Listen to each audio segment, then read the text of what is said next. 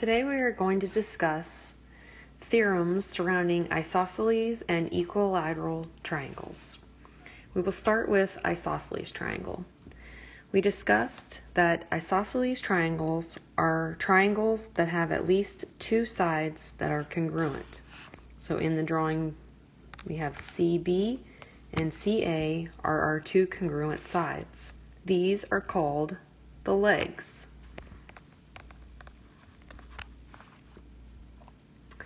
The angle where the legs meet is called the vertex.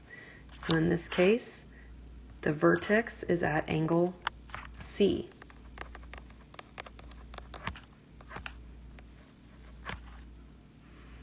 So our congruent sides are the segments AC is congruent to BC.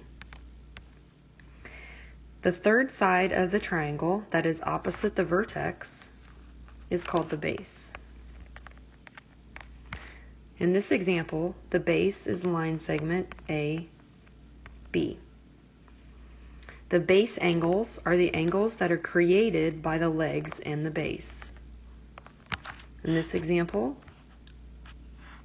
those are angle A and angle B. The isosceles triangle theorem states, if two sides of the triangle are congruent, then the angles opposite those sides are congruent.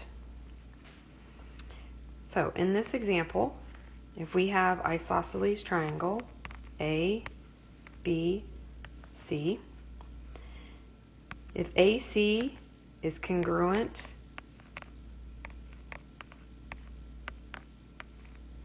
to BC, then we know that angle A is congruent to angle B.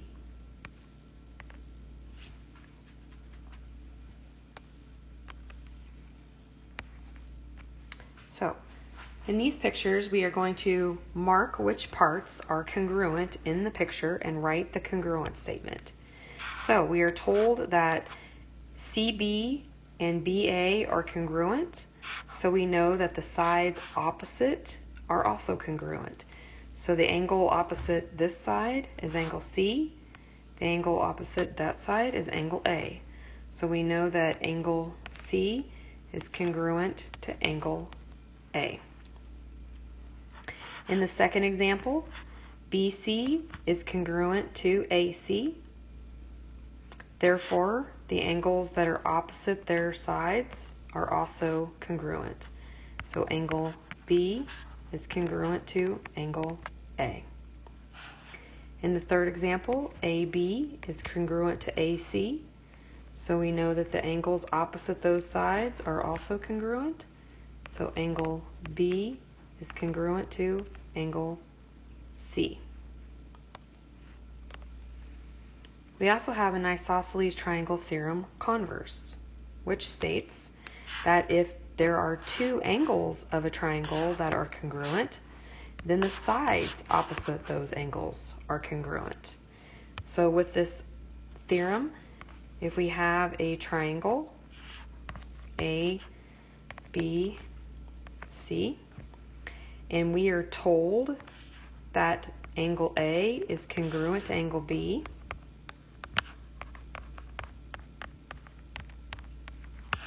then we know that AC is congruent to BC.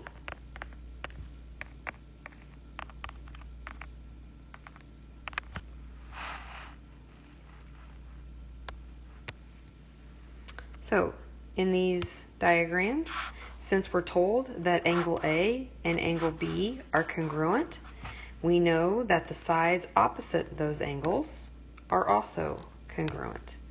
So we can now say that AC is congruent to BC. In the second example, we know that angle B is congruent to angle C. So again, the sides opposite those angles are also congruent. So again, AC is congruent to AB.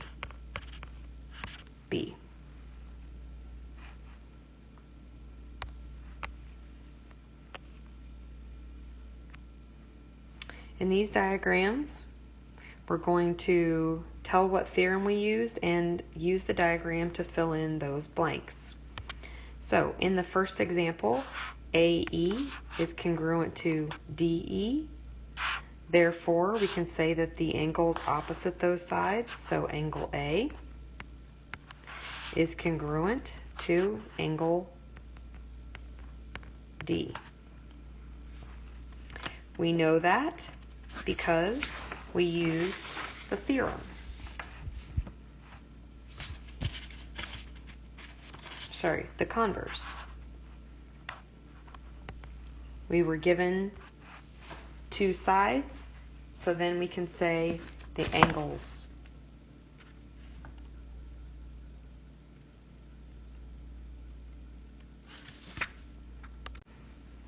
apologies, got the wrong one, scratch that. Since we were given that the sides were congruent and then we use the angles, we know that that is the theorem that we are using. In the second example, we are told that EDC, so that's this angle right here, is congruent to CED, which is this angle right here. So because of that, we can then say that this side, CD, is congruent to EC.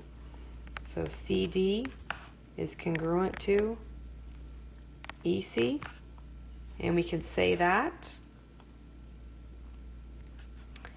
because of the converse of the theorem. In these examples, we are told that EBC, that's this angle right here, is congruent to ECB, so that's this angle right here. So then we can then say that those opposite sides are congruent. So we can say that BE is congruent to CE. And we can say that using the converse. In example D, we are told that AB is congruent to EB. Therefore, we can say that angle A is congruent to angle AEB.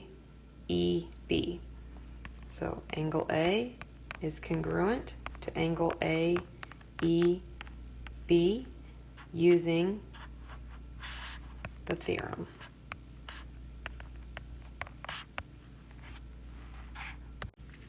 In these examples, we're going to be finding the missing value of x using our theorem and converse. So in example number 1, we are given that angle B and angle C are congruent. So therefore we know that the sides opposite those angles are also congruent. So we can say that 3x equals 18. Divide both sides by 3. So x equals 6. In the next example, we're told that these two sides are congruent. Therefore, the angles opposite those sides are congruent. Since we know that the other angle is 47, this angle has to be 47. But we're looking for the value of x. So because the triangle, all angles add up to 180 degrees, we can write a statement, combine like terms. So x plus 94 equals 180. Subtract 94 from both sides.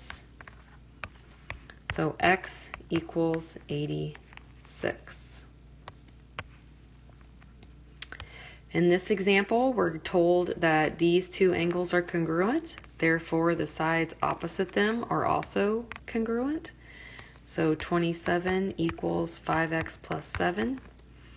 Subtract 7 from both sides. 20 equals 5x. Divide by 5. So x is 4. And in the last example, we're told these two sides are congruent. So again, I can then say that these two angles are congruent, which means this angle is x. So I can set up a statement, x plus plus 38 equals 180. 2x, combine like terms,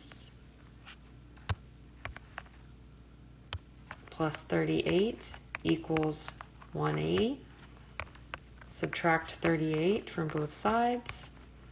2x equals 142. Divide by 2, and x equals 71.